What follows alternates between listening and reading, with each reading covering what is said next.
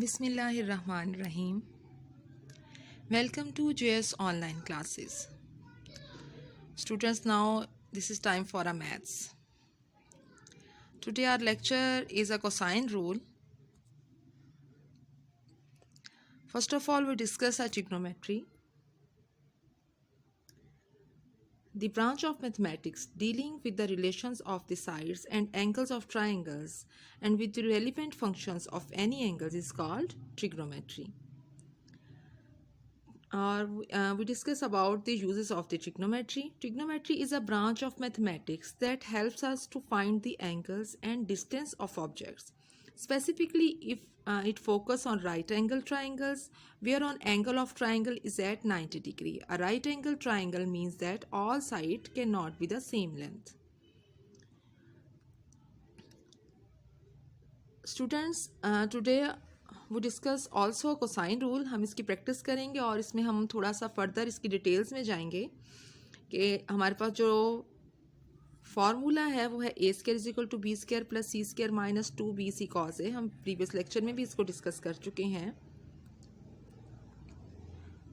और यहाँ पर इसके अकॉर्डिंग जब हमने साइड्स फाइंड आउट करनी है तो हमारे पास 3 रूल्स हैं. Which one two use depends whether the unknown is a length और एन एंगल. ये यहाँ पर जब हमने लेंथ इसकी फाइंड आउट करनी है हम उसको डिनोट करते हैं स्मॉल ए एंगल के अपोजिट साइड पे स्मॉल ए, बी एंगल के अपोजिट साइड पे स्मॉल बी उसकी लेंथ साइड है उसको डिनोट किया, और सी एंगल के अपोजिट साइड पर सी उसकी लेंथ को उसकी साइड को हम डिनोट करें स्मॉल सी से. और जब हमारे पास ए को फाइंड आउट करना होगा तो हमारे पास जो रिमेनिंग 2 साइड्स हैं बी का स्क्वायर प्लस सी का स्क्वायर माइनस 2, इन्हीं 2 साइड्स को मल्टीप्लाई करेंगे और कॉस ए मतलब हमारे पास इंक्लूडेड एंगल 2 साइड्स का इंक्लूडेड एंगल गिवन होगा उसके साथ उसको मल्टीप्लाई करेंगे. सेकंड, जब हमने बी साइड की लेंथ फाइंड आउट करनी होगी तो बी स्क्वायर है तो सेम फार्मूले को अप्लाई करेंगे. तो जो रिमेनिंग 2 साइड्स हैं ए square plus C square minus इन्हीं 2 साइड्स को ए सी को मल्टीप्लाई करेंगे और इन 2 साइड्स का इंक्लूडेड एंगल जो आ रहा है वो है बी का एंगल, तो कॉस बी के साथ इस सब को मल्टीप्लाई कर देंगे. लास्ट में हमारे पास जब सी वाली साइड की हमने फाइंड आउट करनी होगी लेंथ तो सी स्क्वायर हमारे पास 2 साइड्स हैं ए और बी, ए स्क्वायर प्लस बी स्क्वायर है माइनस 2 ए बी को मल्टीप्लाई करेंगे और कॉस सी इंक्लूडेड एंगल जो हमारे पास सी का गिवन होगा. ये थी हमारे पास फॉर्मूला जब हमने साइड्स को फाइंड आउट करना है. और जब हम एंगल्स फाइंड आउट करने होंगे एंगल ए, एंगल बी और एंगल सी, तो हमें इन्हीं फार्मूला से हम जो है ना इसको रीअरेंज करेंगे फार्मूला को, तो हमारे पास ये फार्मूलाज बन जाएंगे अकॉर्डिंग टू द एंगल. तो कॉस ए में हमारे पास B square plus C square minus A square divided by 2bc. जब हमने इसको शिफ्ट किया लेफ्ट हैंड साइड पर तो हमारे पास ये पॉजिटिव हो गया और हमारे पास ए स्क्वायर यहाँ पर नेगेटिव हो गया और 2bc हमारे पास जो मल्टीप्लाई यहाँ पे हो रहा था वो डिवाइड हो जाएगा. सेम यहाँ पर भी यही प्रोसेस है. माइनस 2ac कॉस बी को हमने शिफ्ट किया राइट साइड पर लेफ्ट साइड पर और बी स्क्वायर को राइट साइड पर शिफ्ट करेंगे तो वो माइनस का हो गया और इसका जो कोफिशिएंट है 2ac इसमें डिवीजन में आ गया. लास्ट वाला फॉर्मूला भी इसी तरह से अरेंज करके कंप्लीट होगा. कोसाइन रूल्स में जब अभी हमने एंगल्स और साइड को डिस्कस किया है कि हमारे पास A square is equal to B square plus C square minus 2bc cos A है, तो आज हम जो लेक्चर में इसमें जो फर्दर क्या इसमें डिस्कस करने वाले हैं वो है हमारे पास लार्जेस्ट एंगल, स्मॉलेस्ट एंगल और मिडल एंगल. तो हम कैसे पता चलेगा कि इसमें लार्जेस्ट एंगल कौन सा है और स्मॉलेस्ट एंगल कौन सा है. हमारे पास पहले when to use the cosine rule, हम सिंपल इस कोसाइन रूल को थोड़ा सा और डिस्कस करेंगे. Cosine rule can be use to find a third side of a triangle if we have the other 2 sides of the angle between them. तो हमारे पास यहाँ पर क्या आ रहा है अभी जिसको हमने डिस्कस किया कि 2 साइड्स है और उनका इंक्लूडेड एंगल गिवन है. यहाँ पर भी 2 साइड्स हैं और उन 2 साइड्स का इंक्लूडेड एंगल गिवन है. 2 साइड्स हैं 8 और 11 और उसका इंक्लूडेड एंगल 147 गिवन है. अगर ये हमारे पास इंक्लूडेड एंगल गिवन होगा स्टूडेंट देन तभी हम उसको यूज़ कर सकेंगे कोसाइन रूल को, अदरवाइज कोसाइन रूल यूज़ नहीं होगा. अब जैसे मैंने अभी बताया कि हमने लार्जेस्ट एंगल को, मिडल एंगल और स्मॉलेस्ट एंगल को भी डिस्कस करेंगे कि हमारे ट्राइंगल में which angle is a largest angle and smallest और which one is a middle angle. हमारे पास है name the largest angle and the smallest angle of the triangle. तो हमें कैसे पता चलेगा, ये हमारे पास 3 साइड्स गिवन है फॉर एग्जांपल. तो इसमें लार्जेस्ट एंगल कौन सा है, तो आपको ये जितनी हमारे पास जो वाली साइड हमारे पास वैल्यू जितनी उसकी लार्जेस्ट होगी वो एंगल भी उतना ही लार्जर होगा। फॉर एग्जांपल 25 है, 26 और 29, तो हमारे पास हाईएस्ट वैल्यू कौन सी आ रही है 29, तो हमारे पास इसमें लार्जेस्ट एंगल कौन सा आ गया ए, उसका ओपोजिट एंगल। साइड जो सबसे बड़ी वाली साइड होगी उसका ओपोजिट एंगल ही हमारे पास लार्जेस्ट एंगल होगा। और स्मॉलेस्ट हमारे पास कैसे है, स्मॉलेस्ट वैल्यू कौन सी हमारे पास साइड 25, तो 25 का हमारे पास ओपोजिट एंगल कौन सा आया सी, ये हमारे पास हो गया स्मॉलेस्ट एंगल। सेम हमारे पास जहाँ पर भी आप चेक करोगे उनके बच्चों को प्रॉब्लम आती है जब क्वेश्चन में उनको स्टेटमेंट दी गई है कि आपने just largest angle find out करना है या आपने स्मॉलेस्ट एंगल फाइंड आउट करना है, तो उनको नहीं क्लियर हो पाता कि कैसे लार्जेस्ट एंगल हमें फाइंड आउट करना है या स्मॉलेस्ट। आपने उसकी साइड्स को ध्यान से देखना है, 11, 12 एंड 13 है, हाईएस्ट हमारे पास जो वो है 13, तो इसका जो हमारे पास ओपोजिट एंगल आ रहा है वो आर। यहाँ पर भी देखें लार्जेस्ट एंगल हमारे पास आर ही है। स्मॉल वैल्यू इसमें 11 है, तो हमारे पास स्मॉलेस्ट एंगल हमारे पास कौन सा होगा क्यू, जो कि इसका ओपोजिट है 11 का, हमारे पास स्मॉलेस्ट एंगल आ गया। क्लियर हो गया होगा इंशाल्लाह ताला आपको स्टूडेंट्स। नेक्स्ट हम इसको मज़ीद और डिटेल से डिस्कस करते हैं एग्जांपल्स के साथ, आपको और भी क्लियर हो जाएगा।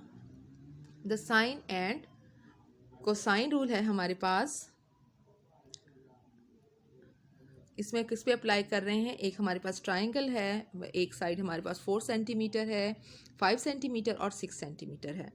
हमारे पास इसको मेंशन, ये हमारे पास ए है, ऑपोजिट ए है, तो ये बी के ऑपोजिट साइड पर क्या होगा हमारे पास बी, हमारे पास है बी, और सी साइड के ऑपोजिट साइड पर हमारे पास क्या होगा सी। हमारे पास यहाँ पर है we need to know and be able to use the cosine rule to find an unknown side और angle. A triangle has sides of 4, 5 and 6 centimeter respectively. Find the size of the largest angle. तो largest angle कौन सा होगा, 5 है, 4 है और 6, तो हमारे पास largest angle कौन सा यहाँ पर आ गया। अब आपको क्लियर हो चुका होगा कि हमारे पास largest angle कौन सा है C है। तो हम इसमें क्या फाइंड आउट करेंगे, इसमें हम find the size of the largest angle, हमने C को फाइंड आउट करना है। तो हमारे पास यहाँ पर C की वैल्यू यहाँ पर गिवन, यहाँ पर हमने the smallest angle opposite the smallest angle, तो स्मॉलेस्ट एंगल हमारे पास कौन है, कौन सा है 4, तो ये हमारे पास यहाँ पर स्मॉलेस्ट एंगल की वैल्यू फाइंड आउट की गई है। और लार्जेस्ट की आप खुद से फाइंड आउट करोगे, ये हमारे पास स्मॉलेस्ट है, तो ये हम स्मॉलेस्ट को फाइंड आउट करेंगे। क्लियर हो गया। हमारे पास यहाँ पर है according to the smallest angle, smallest side हमने क्या, हमारे पास स्मॉलेस्ट एंगल आ जाएगा a² + b = b² + c² - 2bc cos a। इसमें हम वैल्यूज़ को सब्स्टिट्यूट करेंगे और उसके बाद कैलकुलेट करने के बाद हमारे पास जो वैल्यूज़ आएंगी, ये माइनस है, उधर जाके शिफ्ट होके वो पॉजिटिव हो जाएगा और उसका कॉज इन्वर्स ले लेंगे, हमारे पास एंगल ए आ जाएगा जो कि हमारे पास स्मॉलेस्ट एंगल है। क्लियर हो गया। नेक्स्ट हमारे पास एग्जांपल यहाँ पर भी है एंगल की। अब देखें यहाँ पर हमारे पास 9, 7 एंड 12 गिवन है, A B and C triangle given है। इसमें हमारे पास हमने फाइंड आउट क्या करना है एक्स। अब देखें एक्स हमारे पास क्या है, ये लार्जेस्ट एंगल है, हमारे पास सबसे बड़ी वैल्यू है 12, तो 12 के ऑपोजिट जो एंगल है वो क्या है ए, तो हमारे पास ये हम जो फाइंड आउट करें ये हमारे पास क्या है लार्जेस्ट एंगल। क्लियर हो गया। इसमें वैल्यूज हमारे एंगल का हमने फार्मूला पुट कर दिया, b² + c² - a² / 2bc। अब हमने डायरेक्ट ही एंगल का ही फार्मूला पुट किया है, जो अरेंज करके रीअरेंज करके एंगल कॉज ए के अकॉर्डिंग हम सेट कर चुके हैं। लेकिन हम प्रीवियस जो हमारे पास स्लाइड थी, क्वेश्चन था, उसमें हमने साइड वाला फार्मूले में ही वैल्यूज़ को पुट करके एंगल को फाइंड आउट कर लिया था। यहाँ वैल्यूज़ को पुट किया है, कैलकुलेट किया है और उसके बाद जो हमारे पास वैल्यूज़ आई हैं उसका हमने कॉज इन्वर्स लिया, देन हमारे पास ये 96.379 आंसर आ गया।